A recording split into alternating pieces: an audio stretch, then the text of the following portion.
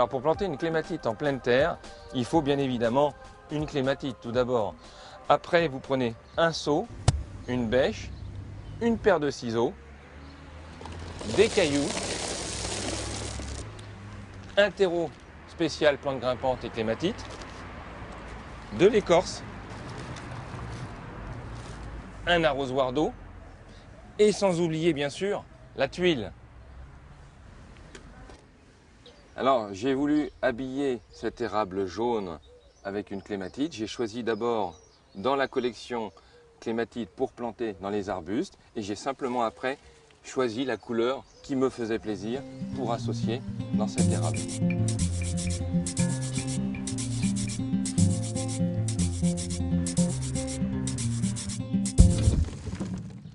Alors là j'ai fait un trou d'une profondeur d'un fer de bêche. C'est amplement suffisant pour planter une clématite. Là on a un fond qui est assez dur, argileux, donc pour éviter d'avoir de l'excès d'eau, systématiquement il vaut mieux mettre des cailloux dans le fond, comme ça drainera bien. Par-dessus les cailloux, il suffit de mettre une couche de terreau spécial clématite et plantes grimpantes pour donner un bon coup de starter aux racines qui vont démarrer.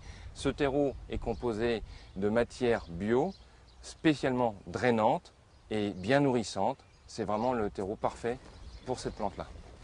Maintenant, nous allons planter la clématite. Pour cela, il faut humidifier d'abord sa motte en la mettant dans un seau d'eau.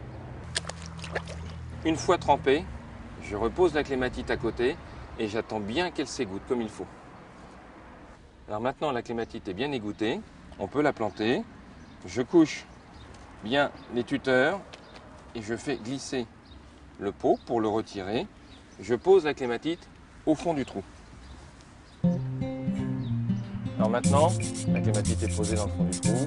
Je prends mes ciseaux et je retire toutes les attaches pour qu'elle puisse aller librement dans son arbuste, son support naturel.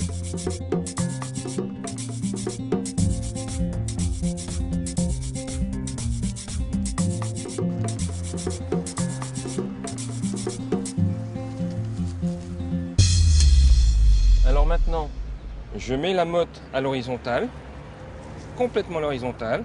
Je vais donc enterrer une vingtaine de centimètres de tige dans le sol. Et là, je peux recouvrir tout d'abord avec du terreau bio spécial clématite et grimpante par-dessus les racines. Et maintenant, je vais combler le trou de plantation avec la terre d'origine. Il faut recouvrir les tiges de la clématite avec de la terre pour que la tige s'enracine et refasse de nouveaux départs du sol. C'est vraiment une condition de solidité dans l'avenir. La terre, je ne la remplis pas tout à fait jusqu'au niveau du sol pour me laisser de la place pour mettre de l'écorce. Je mets de l'écorce ou du paillis, de la tonte de pelouse, écorce de cacao, tout ce que vous voulez pour faire un couvercle sur le sol pour éviter que le soleil qui tape directement sur la terre ne sèche votre terre et que vous soyez obligé d'arroser simplement parce que votre terre est sèche. Or, la clématite, les tiges sont fines, ce n'est pas une plante qui est énorme, elle a besoin de peu d'eau à la fois. Alors maintenant, la touche finale, une tuile que je pose sur les tiges de la clématite pour la protéger. Alors pourquoi une tuile sur les tiges? Simplement pour qu'en cas de pluie, si la pluie est forte, que ça protège les pieds de la clématite et les tiges de l'eau. Les tiges de la clématite n'aiment pas l'humidité, n'aiment pas l'eau, il faut la protéger de l'eau. La tuile servira de gouttière, ça enverra l'eau à côté des tiges.